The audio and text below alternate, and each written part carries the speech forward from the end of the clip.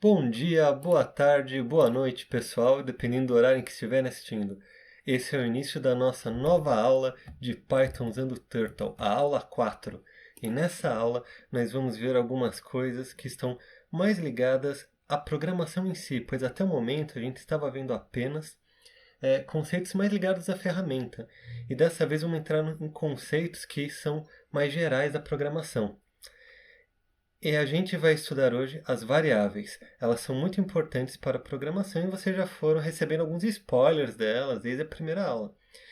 Inclusive, na aula que a gente mostrou as formas geométricas, a gente já tinha dado uma pequena espiada nelas usando uma variável para mostrar o número de lados que a gente ia usar das figuras. Mas hoje vocês finalmente vão entender mais a fundo o que acontece toda vez que vocês chamam aquela tartaruga e o quadro. Quando a gente chama a tartaruga e o quadro, a gente já está meio que invocando variáveis, a gente já está chamando elas. A gente está chamando uma variável S, que está armazenando a informação de qual será a nossa tela, e uma variável T, aqui no caso que armazenava quem seria a tartaruguinha. Mas vale lembrar que não é legal ficar utilizando essas letras assim separadas. Porque se você voltar bastante tempo depois para ver um programa que você fez, pode ficar difícil de lembrar o que era cada coisa. Então, seguindo aqui no nosso outro exemplo, a gente já mudou o nome para Turtle. A gente poderia chamar inclusive de tartaruga aqui. E nós sempre nos lembraríamos qual que é a nossa variável, o que é que ela está fazendo. Um nome que fica mais intuitivo. A few moments later. Bom, mas vocês devem estar se perguntando o que realmente são essas variáveis que estamos vendo aqui. Essas variáveis são palavras, nomes que a gente atribui a algum valor, que a gente dá para algum valor. Então, quando a gente cria essa variável, ela é como se fosse uma caixinha que vai guardar o que a gente quer nela. E toda vez que quisermos utilizar novamente esses números aqui, ou os outros objetos que a gente cria, a gente só precisa chamar pelo nome que a gente deu. Essas caixinhas são espaços na memória do computador. E eles vão ser criados exatamente no instante em que você coloca o nome a primeira vez e dá um valor para ele. A gente também chama isso daqui de atribuir valor. A gente atribuiu um valor a uma variável. Uma outra dica é, sempre que você escolhe esses nomes, toma só um cuidado para eles não ficarem extremamente longos, senão fica cansativo quando vai reutilizar, e tentar deixá-los sempre autoexplicativos para você se lembrar quando for ler seu programa novamente.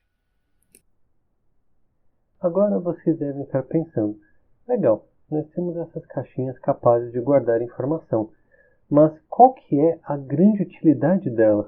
Para que eu vou querer guardar? A resposta é que elas ajudam e muito a você conseguir trabalhar de uma forma mais eficiente.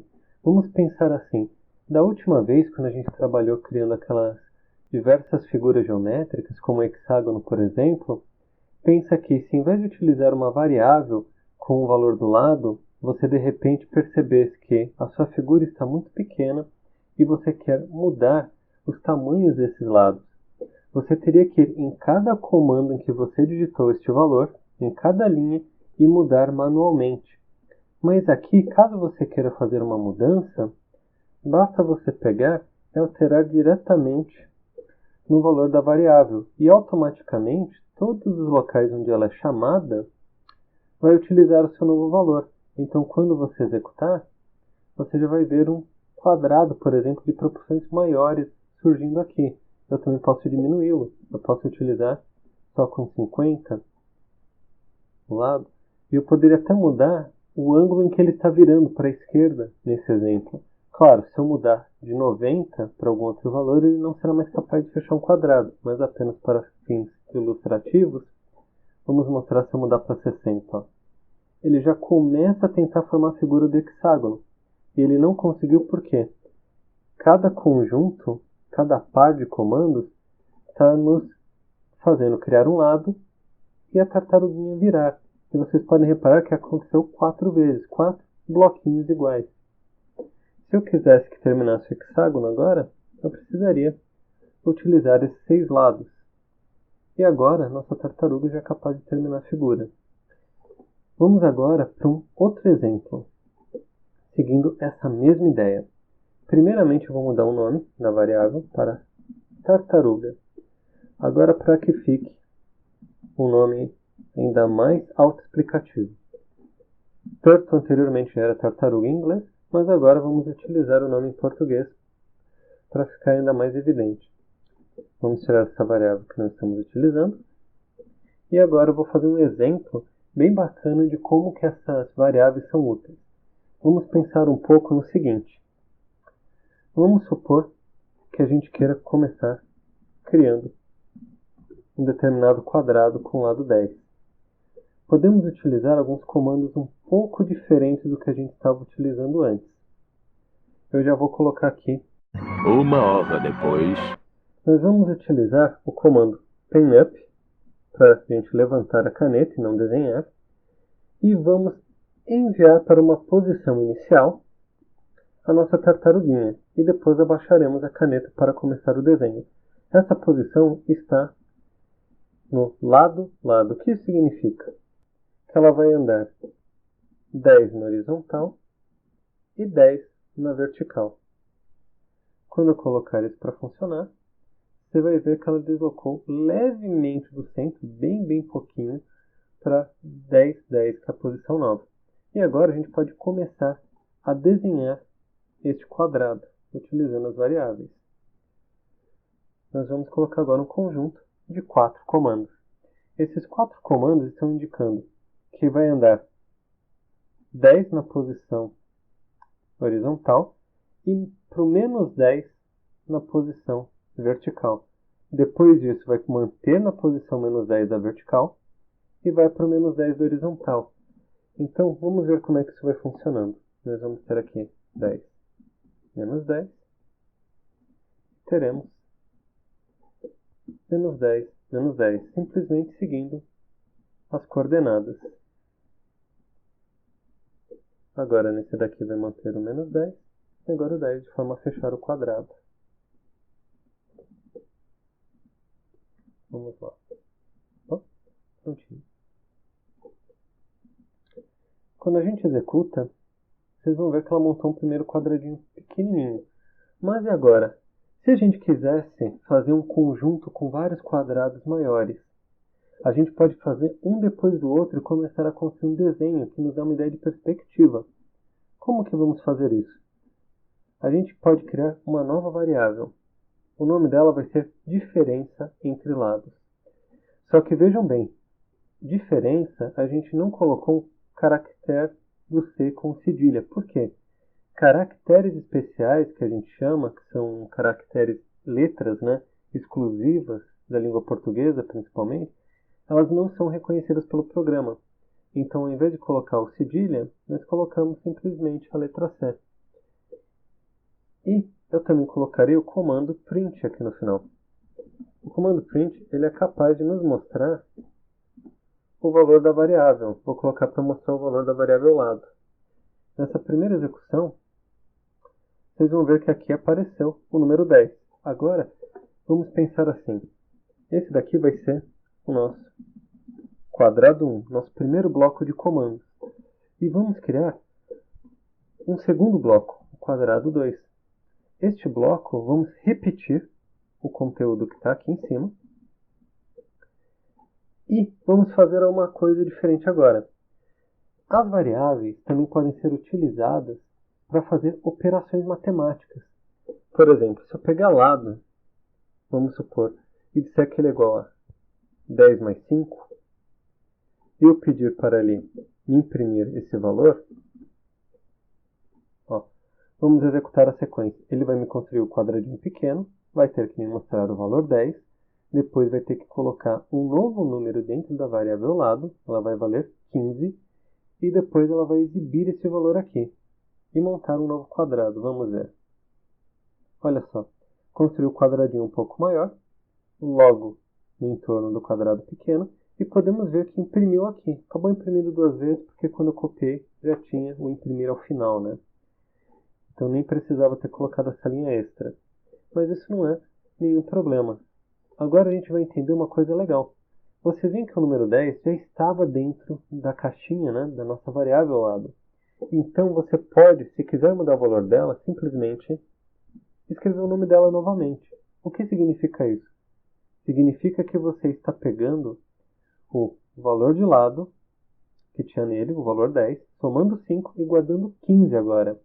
Você só está dizendo para atualizar baseado no valor anterior que tinha. Então, se eu colocar para fazer novamente, ver que os dois quadradinhos aconteceram exatamente iguais, e apareceu o 10 e o 15 novamente.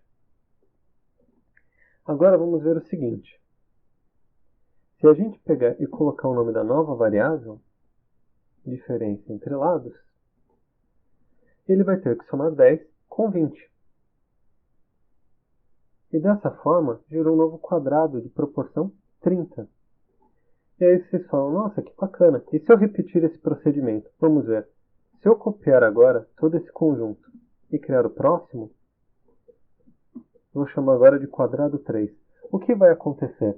Para o quadrado 3, o valor de lado nessa conta já não vai valer mais 10.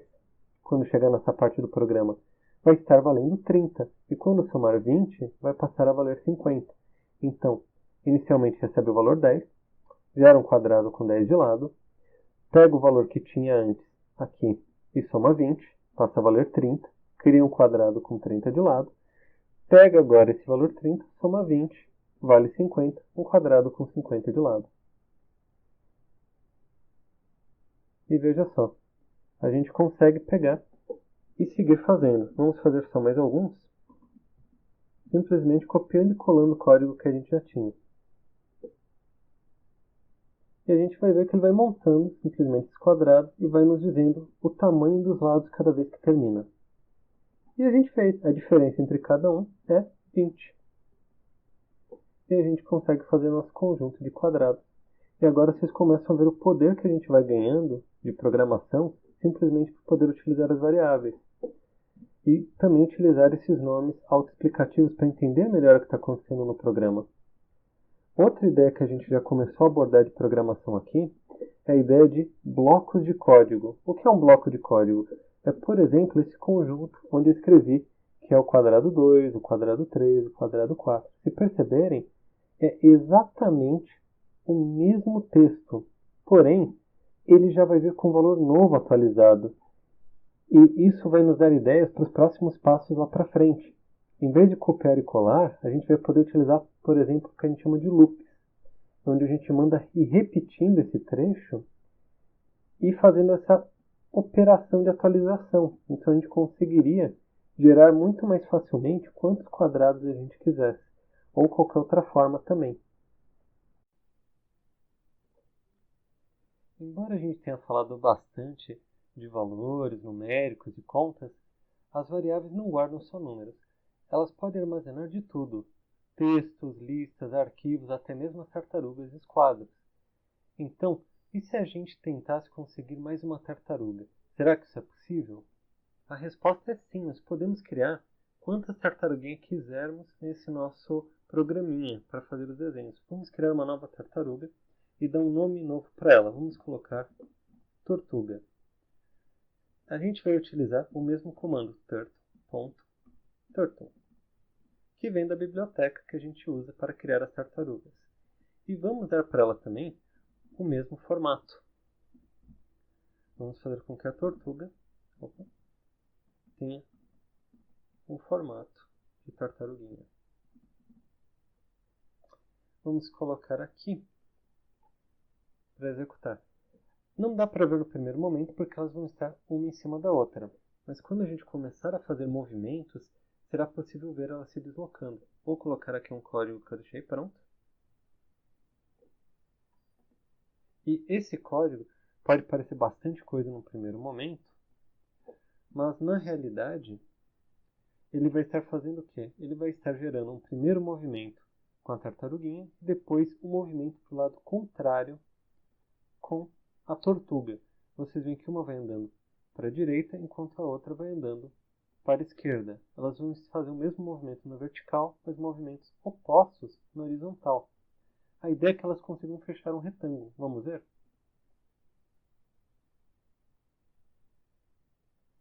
Olha só.